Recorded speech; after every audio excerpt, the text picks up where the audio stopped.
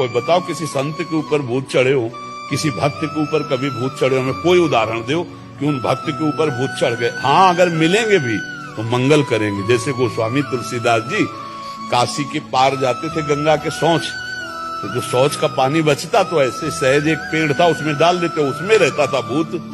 अब वो अपवित्र पानी पीता है तो शौच का अपवित्र पानी पीता। ये कई दिन घटना हुई तो वो प्रेत खड़ा हो गया हाथ जोड़ के और कहा आप जो मांगेंगे वो मैं दूंगा आपको। बोले हमने तो आपको पुकारा नहीं, कोई सेवा नहीं की। बोले बहुत बड़ी सेवा बन गई, जो आपके कमंडल में पानी बचता था ना, फेंक देते थे ना, वही हम पी लेते थे, अब हमको देना चाहते थे। बोले क्या दे सकते हो? हमें तो सिया राम जी के दर्शन चाहिए।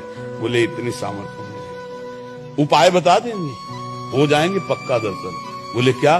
बोले जब राम कथा कहते हो उस समय हनुमान जी कथा सुनने आते हैं, उनके पैर पकड़ लेना, वो तुम्हें दर्शन करा देंगे। बोले हम पहचान कैसे पाएंगे कि हनुमान जी आते? तो बोले सबसे पहले कथा में आके बैठ जाते हैं और मलिन भेष है और बूढ़े स्वरूप में आते हैं और सबसे पीछे कथा में प्रणाम करके जाते हैं। जो ऐसा करे वो हनुमान जी होंगे। अब तुलसीदास जी जब भगवान की चर्चा शुरू देखा कि शुरू होने के पहले एक वयोवृद्ध विशाल काय आकर चुपचाप बैठ गए से।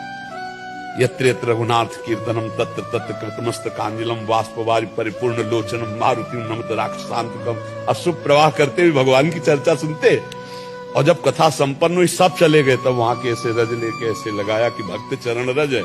सोई गोस्वामी जी दौड़ पड़े, सोई भागे हनुमान जी।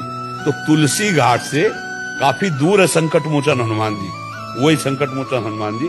तो काफी दूर में जाके चरणों को तो हनुमान जी रुक गए। बोले क्या चाहते हो? तो कहा सिया राम जी के दर्शन। तो कहा यहाँ नहीं, चित्रकूट चलो। तो चित्रकूट हनुमान जी लिवा गए। फिर राजकुमार के रूप में जब राम लक्ष्मण जी के दर्शन हुए, चंदन तो वो लीला।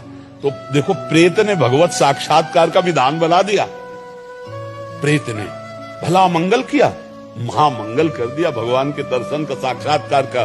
तो हमें नामदेव जी को एक बार प्रेत में भगवान विट्ठल के दर्शन हुए महाराष्ट्र में।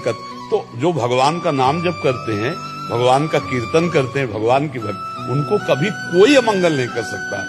जिते विनायक शुभ अशुभ विघ्न करे नहीं कोई, और विघ्न करे नहीं कोई, डरे कलिकाल कष्ट भय, हरे सकल संताप हरसे हरिनाम जपत जय। कलयुग डरता है नाम जपक से।